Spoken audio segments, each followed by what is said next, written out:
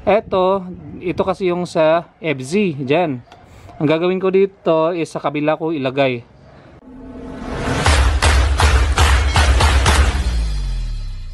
It's me again, Daniel TV Vlog. Ngayon naman po meron tayong kakabit na FZ na mug sa ating Yamaha EZ. So ipapakita ko sa inyo kung paano i-convert. So kaya kung bago pa lang po sa aking channel, please click the subscribe button saka click your notification bell para lagi kang updated sa lahat ng video na i-upload ko. Libre lang po yan. So yan, ito yung nabili natin na pang FZ na mugs. Ikakabit natin to sa ating Yamaha EZ. So ang gagawin ko muna dito, pipinturahan ko muna to bago ko ikabit. So susundan nyo lang yung video na to. Ipapakita ko sa inyo kung paano ikabit yung pang FZ na mugs sa ating Yamaha EZ.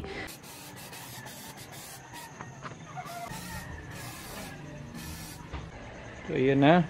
So next natin dito is pa-final natin ng kulay blue. So yan, ipapain na natin. Ito na yung napinita itong kulay is high temperature na blue. So ito, walang kukupas-kupas to. Hindi to basta-basta nakukupas sa init. Yeah, medyo may kamahalan nga lang talaga basta high temperature. Kasi nga pang makina nga to Pero gagawin natin, lagyan natin sa mugs para hindi talaga siya madaling kumupas.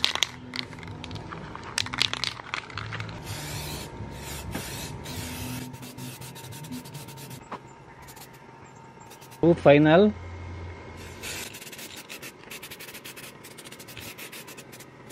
FZ mugs kabit sa Yamaha EZ.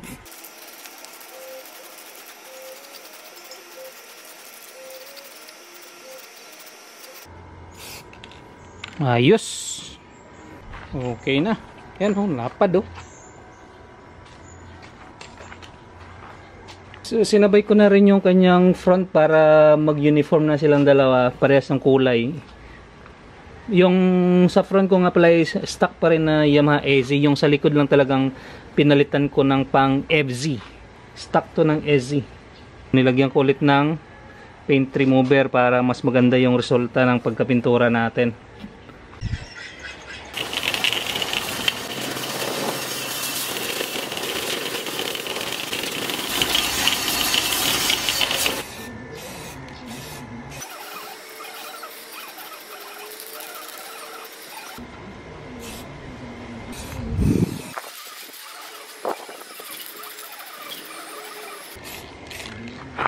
So, final na.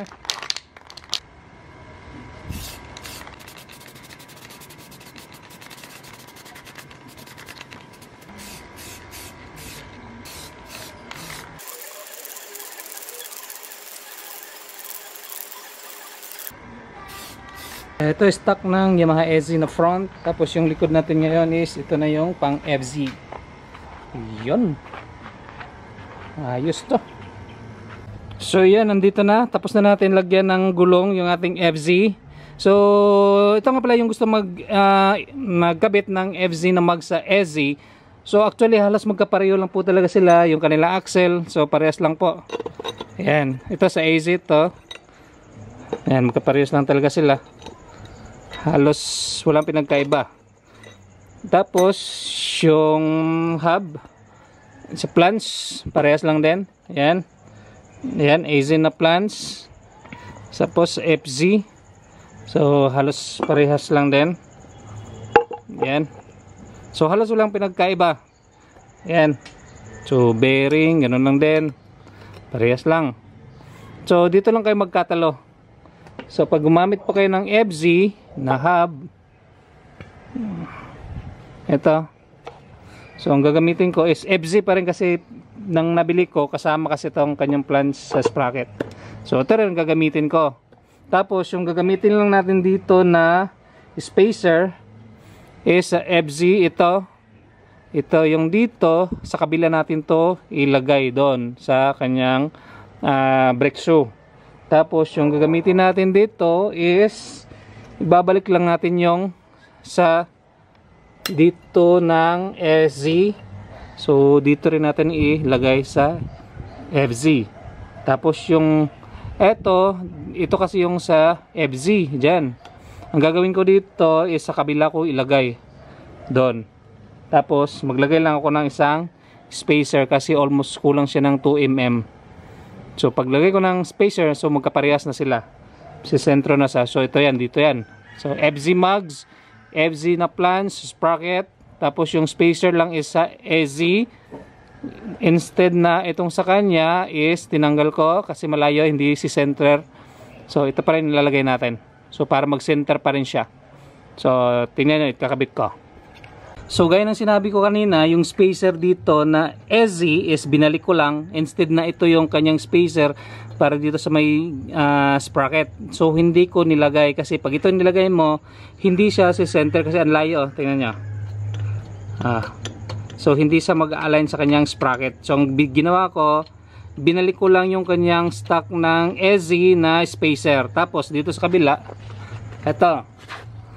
ito yung original ng EZ na spacer. So kung titingnan nyo, hindi na siya po pwede. Ayan na.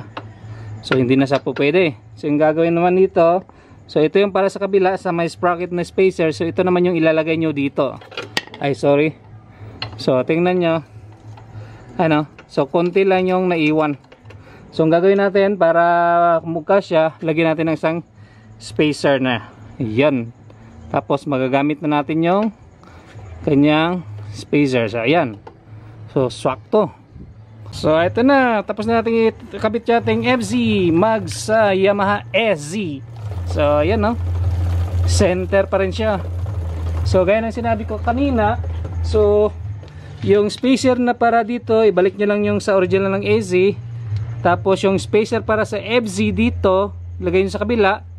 So ito kasi yung sa kabila ng EZ. So dito yan. So hindi siya pwede, yan. Kung gusto nyo naman, pwede nyo ring putulan kung ayaw nyo bumili. So pwede nyo putulan yung kanyang original. Putulan nyo lang dyan para nyo may kabit.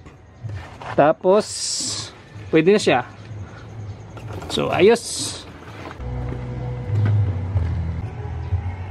140 by 70 17 na tire ikakabit natin dito sa ating Yamaha SZ na naka FZ mugs. And tingnan natin kung sasagad na ba yung 140 na papalitan natin dito sa stock ng 120. Ito ba, 140. Yun. So 120 to. Ayan na. 120. Yan, 120/17. So, palitan natin ng 140. So, ipaubahin na natin to sa tire changer machine.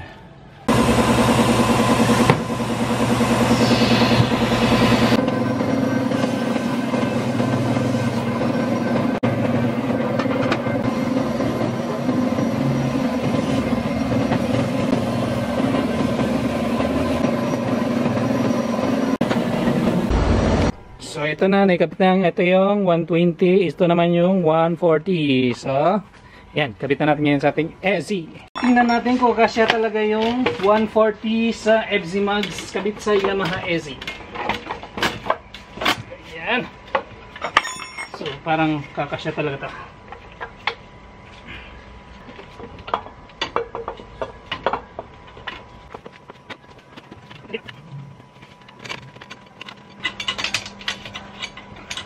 So, kasya talaga siya. So, pasok talaga yung FZ na nilagyan natin ng 140 na gulong. So, okay talaga siya. Yun. So, pasok na siya. So, ganun pa rin yung clearance. Wala akong ginalaw. So, talagang yung gulong lang talaga yung pinalitan natin ng 140 from 120. So, paikutin natin kung okay ba. Yun o, walang sabit.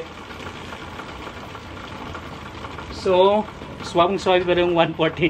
So, yun. Sana nasatisfy kayo. Tsaka, wala nang problema. So, flawless pa rin yung 140 para sa ating EZ. So, ayun. Okay. Hindi pa nakapag-subscribe at saka yung mga bago pa rin dito sa aking channel. So, please, click the subscribe button. Saka, click nyo rin notification bell para lagi kang updated sa lahat ng video na i-upload ko. Libre lang po yan. So, yan ang update ng ating 140. Nakakabit sa ating Yamaha EZ. So parang lumaki talaga siya ng konti. Okay, konti lang nung nilaki. Pero at least gwapong-gwapo yung ating gulong. So yan. So actually nakaload na ito ng 183cc tapos naka fully loaded. So walang problema. Combination nito is 1645. It's my life.